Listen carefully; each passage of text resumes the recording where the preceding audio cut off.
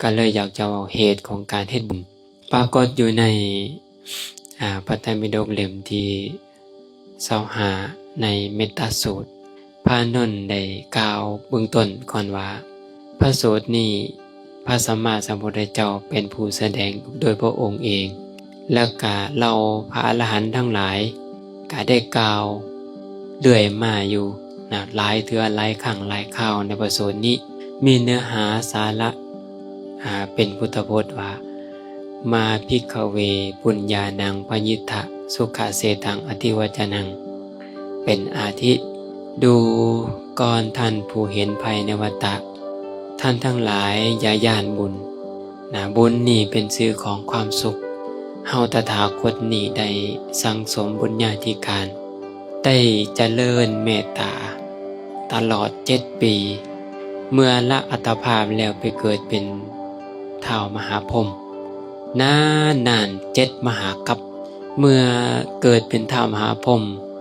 นานพอสมควรแล้วชาติอภิญญาเสื่อมแล้วก็ตายจากชาตินั้นก็ลงมาเกิดเป็นพระอินทร์36 ชาตินับได้36 ชาติเมื่อเที่ยวตายเที่ยวเกิดเป็นพระอินทร์อยู่36 ชาตินั้นแล้วกลับมาเกิดเป็นเจ้าจักรพรรดิหลายห้อยหลายพันชาติตายจากเจ้าจักรพรรดิก็มาเกิดเป็นเจ้าฟ้ามหากษัตริย์เมืองหน่อยเมืองใหญ่เป็นเศรษฐีมหาเศรษฐีหลายภพหลายชาติตายจากเป็นมหาเศรษฐีกลับไปเกิดเป็นเทวดาหน่อยใหญ่อีกนับศาสตร์บ่ถ้วนพุ่นอานิสงส์ในการสร้างบุญของเพิ่นในครั้งนั้นบัดนี้เพิ่นก็เลยพิจารณาว่า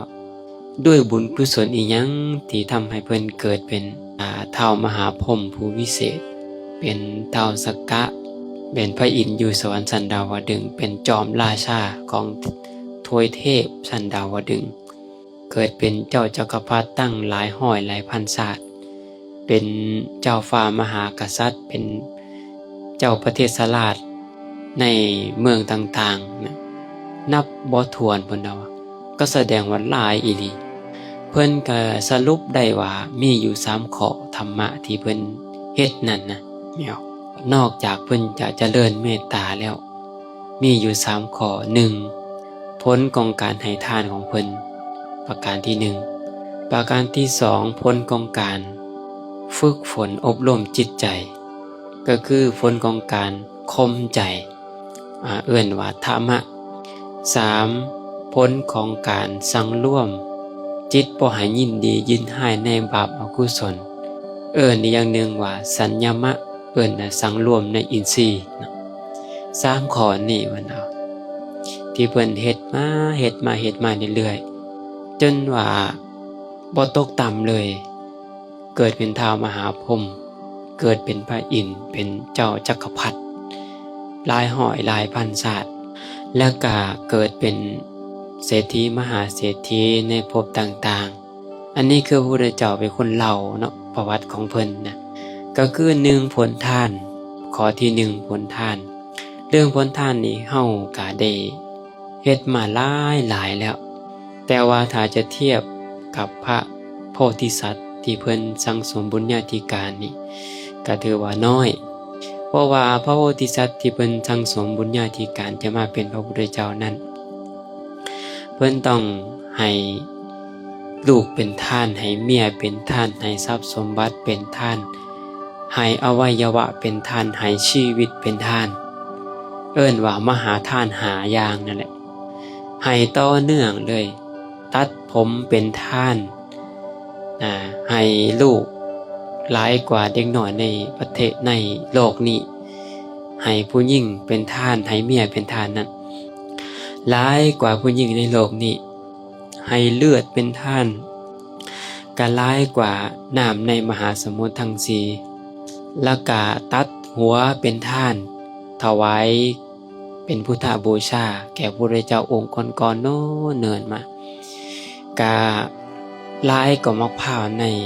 ในโลกนี้อีกพุ่นฟังแล้วเฮาก็น่าปลื้มใจดังที่พระอาจารย์มาต้นเพิ่นเว้าว่าเพิ่นสั่งสมบุญญาธิการเพื่อจะมาเป็นพระพุทธเจ้านี้ตลอด20อสงไขยกับอีก100,000 มหากัป และเพิ่นก็ได้มีเบื้องต้นท่ามกลางและที่สุดก็คือก่อนที่จะมาเป็นพระพุทธเจ้านี่เพิ่นก็นับจากศูนย์คือกันแต่ถ้าว่าเฮาทั้งหลายได้ฟังธรรมบ่เข้าใจก็ดีศึกษาธรรม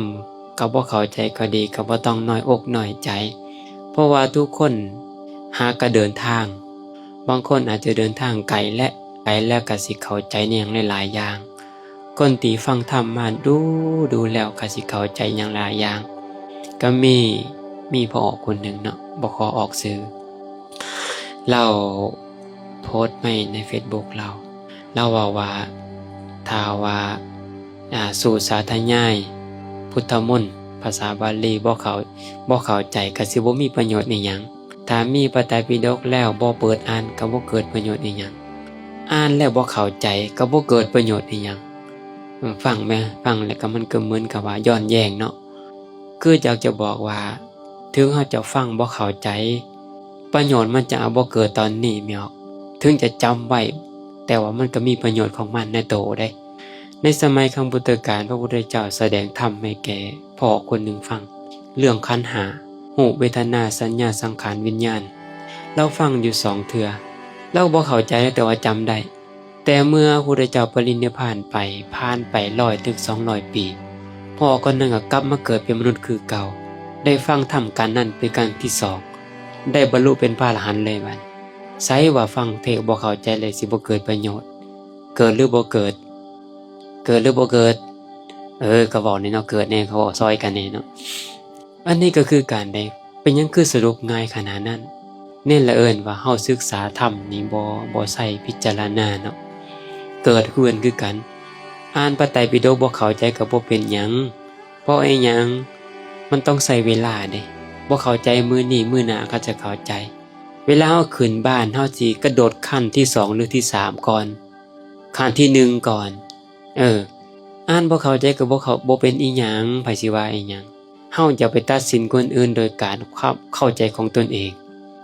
อย่าไปคิดจังซั่นโอ้เธอเบาแบบนั้นน่ะเหมือนกับเฮาไปดูถูกเหยียดหยามคนอื่นนั่นน่ะถ้าคนอื่นเขาเจ้าฟังโดยกุศลจิตศึกษาธรรมโดยกุศลจิตมันก็เกิดบุญกุศลมหาศาล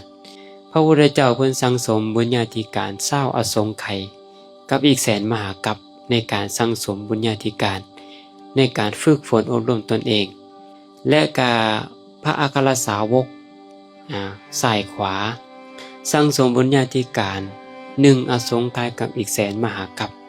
และอาสิติมหาสาวกสั่งสมบุญญาธิการเพื่อจะมาเป็นพระอรหันต์นี้บ่ต่ำกว่าแสนกัป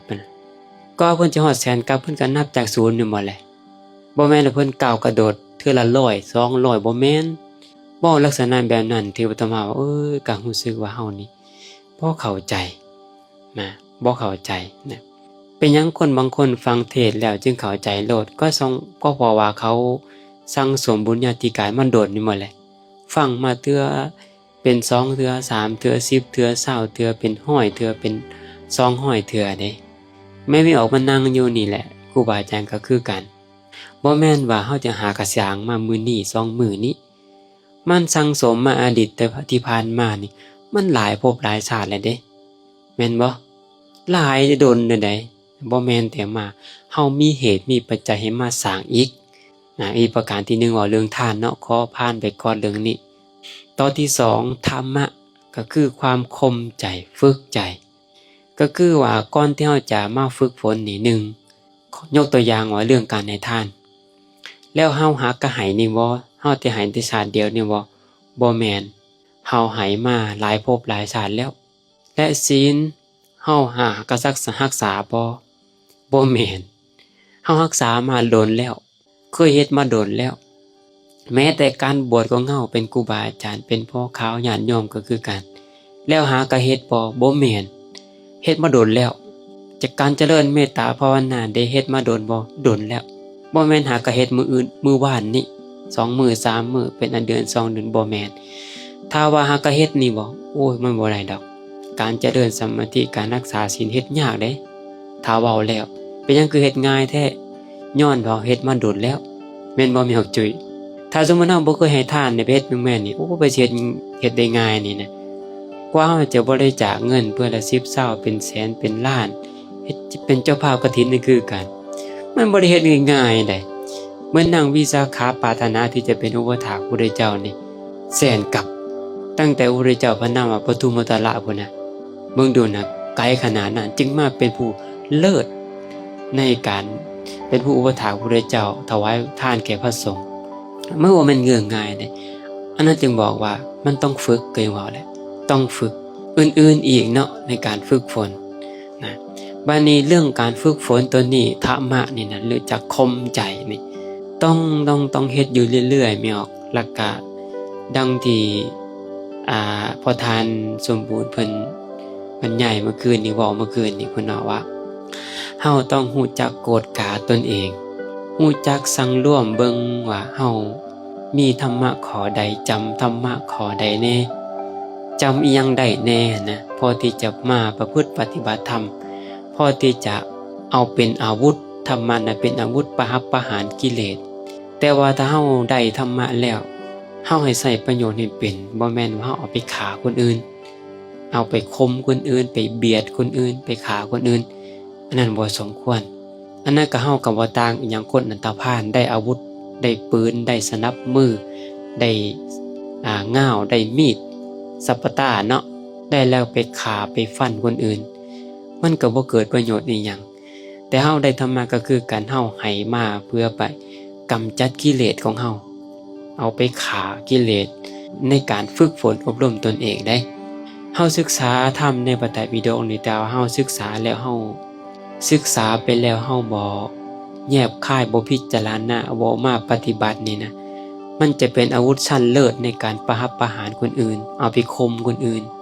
สังเกตเบิ่งเวลาคนที่มีธรรมกับคนที่บ่มีธรรมศึกษาแล้วมีหรือบ่มีนี่สังเกตเบิ่งแต่ถ้าว่าคนใดมีธรรมเฮาจะอยากให้คนอื่นมีนำเฮ็ดจังไดเฮาจะใส่เข้าเว้าพอละอมอยากให้คนอื่นนี่นะมีนำก็คือชักชวนชักจูงเว้าให้เขาอยากเอาไปปฏิบัตินะบ่แม่นไปข่มขู่เขา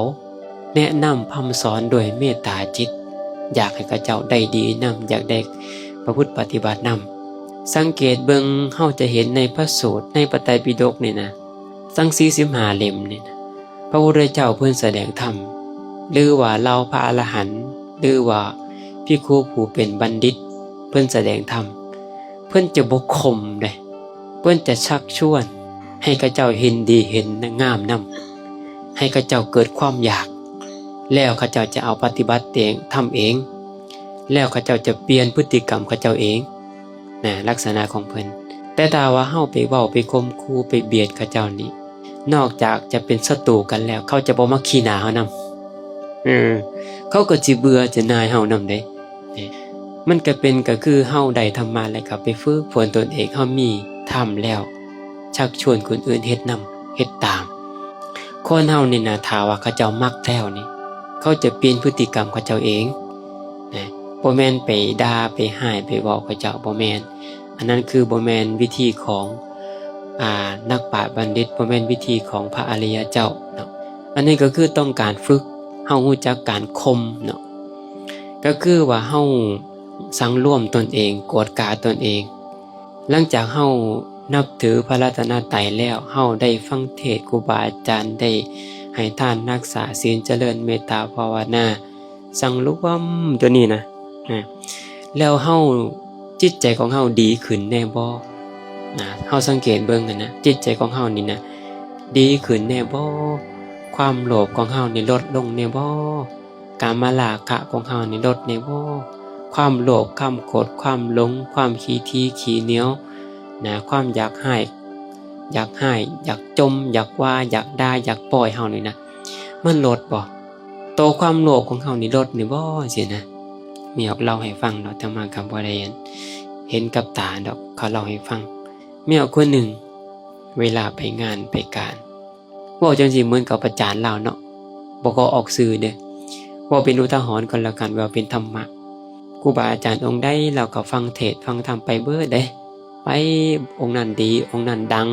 มีชื่อมีเสียงเราก็ไปเบิดแต่ว่าสิ่งหนึ่งที่เป็นข้อด้อยของเรา ก็คือว่าเวลาไปงานไปบุญนั่นกันเราก็สิมักเอาของวัดของว่าไปกินนะก็ต้มขนมครูบาอาจารย์สละแล้วมันก็ว่าอันนี้ข่อยก็มักอันนี้พ่อข่อยก็มักอันนี้แม่ข่อยก็มักหลานข่อยก็มักนี่สินะลักษณะแบบนี้แม่ก็เล่าให้ฟังแต่มาก็ได้ยินครับก็คือว่าเป็นยังคือยังมีความโลภอยู่นะทั้งที่ครูบาอาจารย์ผู้รักผู้ใหญ่ก็เข้าหาเช่นนะเขาไปหาไปเยี่ยมไปยามไปฟังเทศน์อยู่ตลอดปฏิบัติธรรมวัดดังๆก็ไปนะเป็นยังคือพฤติกรรมยังความโลภนี่คือยังมีอยู่นะก็คือว่าเฮายังบ่ทันได้ฝึกเนาะเฮายังบ่ทันได้ละนะแบบนี้ใส่ได้บ่คำตอบก็คือใส่บ่ได้เพราะว่ายังมีความโลภอยู่ปฏิบัติธรรมไปก็ยังบ่ทันได้ละตัวนี้เวลาเฮาสังเกตเบิ่งพฤติกรรมของเฮาหลังจากเฮาได้พุทธปฏิบัติธรรมแล้วนี่เฮายังมีความโกรธอยู่บ่เวลาเฮาไปเจอเขาเจ้าด่าเขาเจ้าป้อยเขาเจ้านินทาอย่างเฮาบ่นี่นะเฮาสามารถยับยั้งชั่งใจได้บ่คมจิตคมใจได้บ่นะบ่ตอบโต้ได้บ่สินะถ้าว่าเฮาอดได้ทนได้ก็แสดงว่าใช้ได้ความเรื่องนี้เรื่องความโลภนี่ว่าเฮาสามารถอดได้ทนได้บ่เฮาเปลี่ยนไปบ่นะจิตใจของเฮานะเคยอยากได้อยากมีอยากเป็นนี่นะมันเปลี่ยนไปบ่นะให้สังรวมเบิ่งตัวนี้เบิ่งใจของเฮาเนาะแล้วก็อื่นๆอีกไม่ออกเรื่องกามราคะตัวนี้นี่สำหรับปุถุชนแล้วก็ยังหนาแน่นอยู่แม้แต่โตตมาก็ยอมรับเด้ราคะโทสะโมหะยังเต็มอัญญะอยู่นี่ยังหลายอยู่นะว่ายังไงถ้าเฮายังประคับประคองได้นี่ก็ถือว่าดีแล้วแม้แต่พระอริยเจ้าประเภทโสดาบันนี่ก็เพิ่นก็ยังมีราคะโทสะโมหะอยู่เด้ยังบ่ทันได้เบาบางได้ยังบ่ได้ถือสัมหะแต่ว่าเพิ่นจะบ่ลงละเมิดศีลตลอดชีวิตเท่านั้นเด้ศีลจะบ่ตลอดชีวิตมีศรัทธามั่นคงต่อพระพุทธเจ้าพระธรรมพระสงฆ์บ่หวั่นไหวนี่แบบพระทานมื้อเมื่อคืนนี่บ่คักอีหลีเฮามีศีลหาครบบริบูรณ์แต่ถ้าว่าขาดขอได้คนนึงสิเอิ้นว่าศีลหาอยู่บ่พุ่นน่ะเห็นบ่จำได้บ่นั่นแหละบางคนยังประกาศตัวเองเป็นพระโสดาบันศีลหายังบ่ครบโอ้ยจังแม่นน่าละอายใจเนาะกล้าประกาศได้จังได๋ว่าตัวมีศีลหามีเป็นพระโสดาบันศีลหายังบ่ครบอยู่เราก็ยังกินอยู่นักเข้าไปอีกยังเอิ้นว่าพระโสดาบันกินเหล้าอยู่มันน่าละอายใจอีหลีเว้าคำนี้นะไปศึกษาให้มันดีกว่านี้บ่ดีบ่นะก่อนที่จะมาเว้ามันเป็นการกล่าวตูพระอริยเจ้าเป็นบาปมหันต์เด้แน่ลองอนันตยกรรมพุ่นน่ะนะอันนี้ก็น่าเป็นห่วงเรื่องการฝึกฝนนี่นะเฮาต้องใช้ระยะเวลายาวนานจะวัดกันแค่เห็นแก่โชว์ข้างโชว์ข่าวกับบ่ได้ต้องใส่โยนิโสมนสิการพิจารณาไตร่ตรองเฮาบางที่นี่นะไม่ออกเฮาเข้าใจว่าเฮาบรรลุธรรมก็มีบางเทื่อคือบางเทื่อเฮาก็เข้าใจว่าเฮาเป็นพระโสดาบันสำคัญตนเองเป็นประจำมาตนบอกเมื่อกี้นะสำคัญว่าเฮาดีสำคัญว่าเฮาบ่ได้บรรลุแต่ว่าเฮาฮู้ได้ตอนใดว่าเฮาสิได้บรรลุหรือบ่บรรลุนะคือสำหรับพระอริยเจ้าผู้ที่เป็นโสดาบันก็ดีเพิ่นจะฮู้จักตัวเพิ่นเองว่าเพิ่นได้บรรลุหรือบ่บรรลุเพราะหยังเพิ่นฮู้จักว่าระยะเวลาในการบรรลุธรรมระยะของการละกิเลสนะขันธ์นี้ไปหาขันธ์นี้ขันธ์นี้ไปหาขันธ์นี้เพิ่นจะฮู้จักเด้นี่จิตใจเพิ่นก็สิบ่หวั่นบ่ไหวยังขาพระเจ้าพระสงฆ์อย่างสนิทใจเห็นพระเจ้าพระสงฆ์เป็นสัญลักษณ์ของพระอริยเจ้านี่เพิ่นเห็นแล้วเกิดความปิติปราโมทย์ดีใจกันหนึ่งแหละบ่งบอกถึงว่ามีศรัทธาแต่อีกประการหนึ่งบาดนี้บ่งบอกถึงว่าเวลามีข่าวสิเสียหายเกี่ยวกับพระเจ้าพระสงฆ์เฮ็ดผิดทำวินัยปัจจุบันนี้เนาะแต่เฮาจิตใจเฮายังบ่สั่นบ่ไหวบ่สั่นคลอนยังอยู่เป็นเรื่องส่วนตัวส่วนบุคคลซะยังบ่หวั่นไหวยังบ่เบื่อบ่นายแหละนี่ก็บ่งบอกถึงและประการต่อมายินดีในการฟังธรรมยินดีในการเฮ็ดบุญบ่ขาดบ่เขินเฮ็ดบุญอยู่ตลอดอยากเห็นพระเจ้าพระสงฆ์อยู่อยากเฮ็ดบุญอยู่จิตใจบ่มีความขี้ถี่ ถ้าพระโสดาบันนี่จะบ่มีความขี้ทีเลยเด้อแมวเด้ขออีหยังก็ให้ขอเงินให้เท่าอยากได้เท่าใดให้เบิดขออีหยังให้เบิดเอาล่อบางทีล่ะถ้าผู้ดีประกาศตัวเองเป็นพระโสดาบันไปขอเงินทีละเอาขอข่อยในจักล้านหนึง10 ล้าน20 ล้านสิให้อยู่บ่ขอยอยากได้รถเจ้านี่นะนี่ให้อยู่บ่นี่แต่ถ้าว่าให้บ่ได้แล้วของปลอมแหละพระโสดาบันนี่ละได้แบบเบ็ดเสร็จเลยเด้เรื่องความขี้ทีนี้จะบ่มีและก็บ่มีความอิจฉานำย่านคนอื่นได้ลื่นจังซี่นะบ่มีแหละเรื่องพวกนี้เรื่องเพื่อนๆพวกนี้จะบ่มีเลยนะอันนี้ผลของการที่ว่าละในยกละผลของการผู้ปฏิเป็นพระโสดาบันและมานี้ผู้ที่สำคัญว่าตัวเองได้บรรลุก็มีคือกันพระเจ้าพระสงฆ์บางองค์บางรูปในศาสนานี้เป็นผู้ที่ปฏิบัติธรรมก็คือว่าเพิ่นที่เจริญสมาธิรักษาศีลดีเจริญสมาธิดีแต่ว่ากิเลสของเพิ่นมันบ่ฟุดขึ้น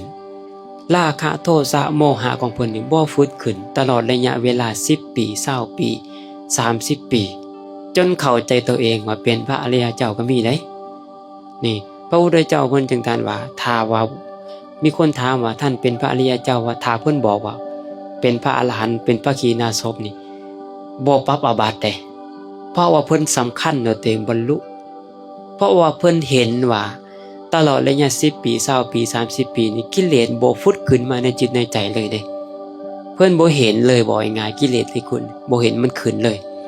เพิ่นจึงเข้าใจตกลงปรงใจว่าเป็นพระอริยเจ้าแบบนี้ก็มีคือการได้อยู่ในอัตถกถาสักกะปัญหาสูตรที่คณิกายเล่มที่10นะได้มีพระเทระองค์หนึ่งสอนพระไตรปิฎกให้แก่ลูกศิษย์จำนวน 60,000 องค์แล้วก็มีสำนักที่เป็นของเพิ่นนะ18สำนักมีบริวาร 60,000 องค์สอนกรรมฐานสอนพระไตรปิฎกนะเพิ่นจนเข้าใจเพิ่นเป็นทรงพระไตรปิฎกเข้าใจตัวเองว่าเป็นพระอรหันต์ได้เพราะเพิ่นปฏิบัติธรรมนี่นะระยะเวลา30 ปีนี่เพิ่นบ่เห็นกิเลสของตัวเองเลยตั้งแต่มือบวชจนเข้าใจว่าตัวเองเป็นพระอรหันต์นะเบิ่งดูเด้อเพราะว่าเพิ่นมีสติดีแฮงมีหอกบ้านนี้มีลูกศิษย์องค์หนึ่งเป็นพระหนุ่มๆดอกฮักกะบวชได้เรียนกรรมฐานจากเพิ่นแล้วก็เข้าป่าปฏิบัติธรรมแล้วก็เป็นพระอรหันต์แต่เพิ่นนี่ก็สอนลูกศิษย์ลงหานี่ 60,000 องค์นะ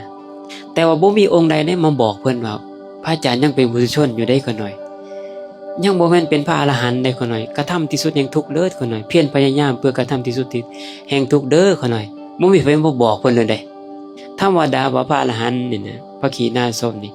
เพิ่นจะมีเจโตปริญญาณสามารถที่จะส่องเบิ่งว่าผู้นี้นี่เป็นปุถุชนหรือบ่เป็นปุถุชนมีโทสะหรือมีโมหะมีราคะโทสะโมหะจิตใจหดหู่หรือบ่หดหู่นะเพิ่นจะฮู้จักได้ซองเบิ่งหูเตรียมอาญาอยู่เพิ่นจะซองว่าผู้ใดมีหรือบ่มีราคะหรือบ่มีโทสะเป็นพระอรหันต์หรือบ่เป็นนั่นนะเพิ่นฮู้จักบัดนี้พระหนุ่มองค์นั้นบัดนี้เพิ่นก็ปฏิบัติธรรมเป็นพระอรหันต์แล้วก็เลยซองอยู่ในป่าหมดแหละอาจารย์ของเฮานี่เป็นพระอรหันต์บ่น้อสินะเพิ่นก็ซองเบิ่งว่าเจโตปริญญาซองไปปรากฏว่ากิเลสยังเต็มอยู่ในขันธสันดานอยู่แต่เพิ่นหลงตัวเองว่าเป็นพระอริยเจ้านะเพิ่นยังหลงตัวเองตัวนี่แต่ก็เข้าใจเพิ่นอยู่ดอกว่าเพิ่นบ่มีกิเลสฟุดขึ้น30 ปีแล้วหลายปีมานี่เพิ่นบ่กิเลสเพิ่นบ่ขึ้นเลยบ่เลยกิเลสบ่ขึ้นเลยย้อนว่าสติเพิ่นดีแฮง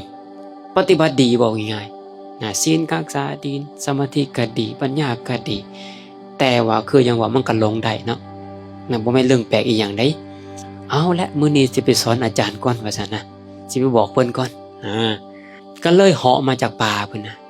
เข้าปฐมฌานทุติยฌานตติยฌานอภิญญาเกิดแล้วก็เหาะมาทางอากาศลงทางเข้าวัดนี่แล้วก็ย่างเข้ามาแล้วก็ไปคาบอาจารย์เพิ่นสนทนาปราศัยล่มกันกับเพิ่นก็เลยถามว่าขอหน่อยขอโอกาสขอหน่อย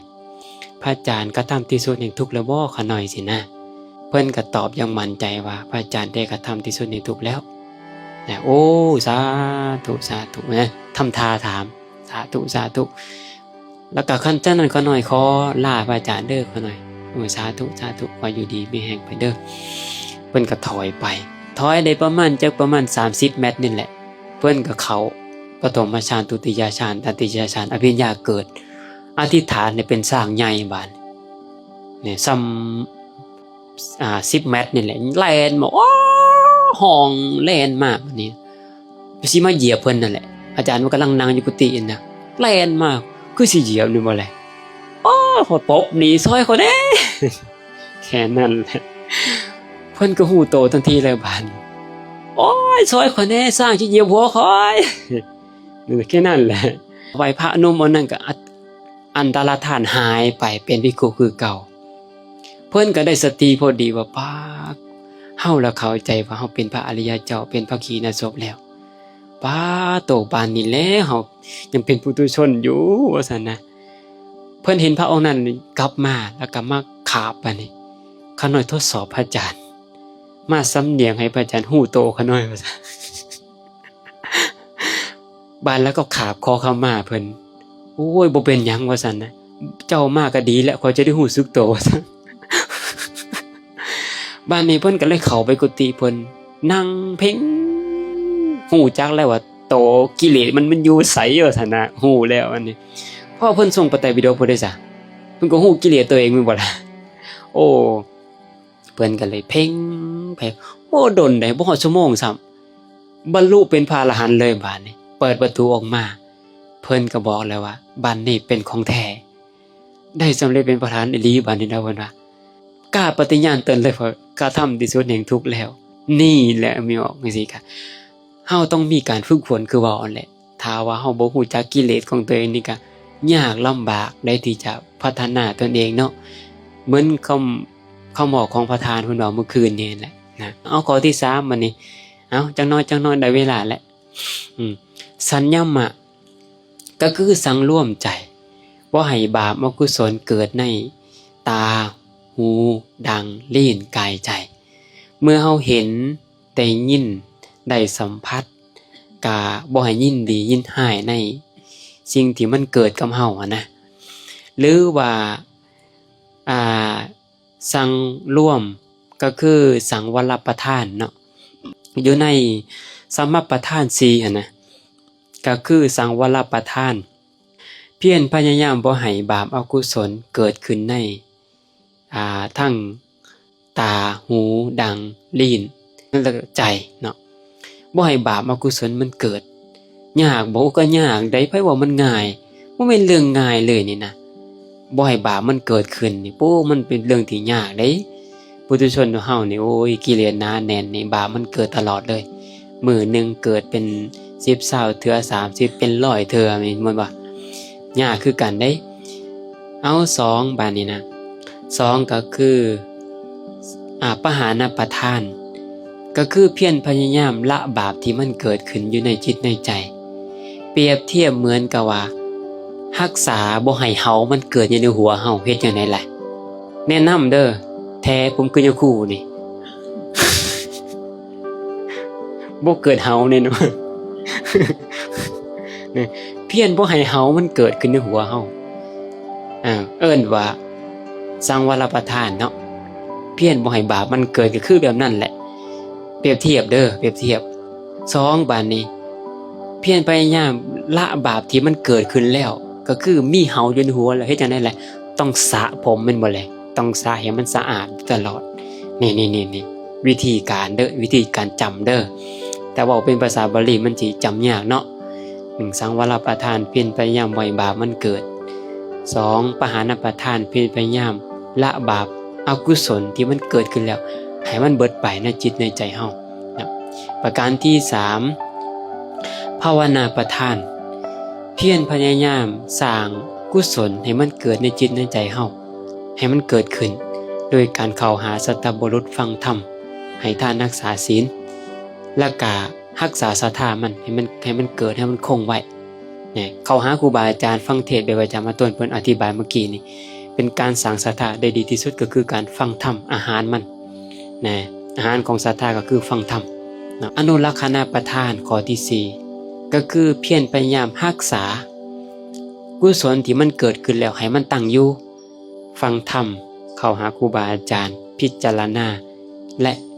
ปฏิบัติดีนี่เป็นการรักษาได้ดีที่สุดเอาแล้วเนาะก็ถือว่าพอสมควรแก่เวลาเนาะทำ4ข้อที่เพิ่นผู้ได้เจ้าเพิ่น3ข้อเนาะทานคือการให้การเสียสละ2ธรรมะคือการคมใจนะในการยินดียินให้หรือว่าบ่พอใจอย่างต่างๆเป็นการฝึกฝนอบรมตนเองอีกประเภทหนึ่งและก็กฎตัวที่3ก็คือสัญญามะสังร่วมบ่ให้บาปมันเกิดเพียรละเจริญให้มันมีและก็รักษาบุญกุศลที่มันมีบ่ให้มันเสื่อมนี่ผู้ใดเจ้าเพิ่นได้เฮ็ดมา3ข้อนี่แหละทำให้เพิ่นเกิดเป็นท้าวมหาพรหมเกิดเป็นพระอินทร์เกิดเป็นเจ้าจักรพรรดิเจนเศรษฐีมหาเศรษฐีเที่ยวในวัฏสงสารนี่ยาวนานเนาะก็ถือว่าฟังแล้วก็ลองเอาไปเฮ็ดเบิ่งเนาะน่าเฮ็ดอยู่ได้แหละเนาะ3ข้อ1บ่หลายเนาะบ่หลายบ่คือเพิ่นเทศเมื่อคืนนี่หลายก็ดอกจำบ่ได้3ข้อนี่เป็นลองพิจารณาเบิ่งทานธรรมะสัญญามะนี่นะเอาก็ถือว่าพอสมควรแก่เวลาเนาะถือว่าใช้เวลาในการแสดงธรรมก็ถือว่าหลายพอสมควรก็ขออนุโมทนาสาธุกับพ่อแม่ครูบาอาจารย์ตลอดถึงองค์ตนญาติโยมและก็เจ้าภาพที่เป็นเจ้าภาพกฐินก็ขออนุโมทนาสาธุขอให้บุญคำบุญชูอยู่ดีมีแห้งขอให้เจริญงอกงามในศีลในธรรมขอให้ท่านทั้งหลายมีศรัทธาตั้งมั่นในพระรัตนตรัยบ่หวั่นไหวคลอนแค้นขอให้เทวดารักษาเทวดาคุ้มครองขอให้เจริญงอกงามในศีลในธรรมและก็ขอแบ่งบุญกุศลที่เกิดจากการแสดงธรรมในวันนี้ให้ออกตนญาณโยมครูบาอาจารย์ขอให้ได้ส่วนบุญส่วนกุศลและก็ด้วยอำนาจการกล่าวธรรมในวันนี้ก็ขอเทวดาทั้งหลายจงรักษาคุ้มครองบุคคลผู้มีศีลมีธรรมเลี้ยงมารดาบิดาขอให้ฝนจงตกต้องตามฤดูกาลยังโปร่งใสชื่นเย็น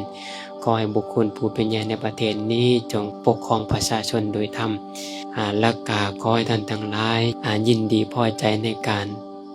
ให้ทานรักษาศีลเจริญเมตตาภาวนาขอให้ท่านทั้งหลายได้บรรลุวิชา3ปฏิสัมภิทาญาณ4อภิญญา6อทิตังสยานอนาคตังสยานได้บรรลุมยิทธิได้บรรลุมรรคผลนิพพานในบุญชาวนานจงทุกท่านทุกคนโดยเถิ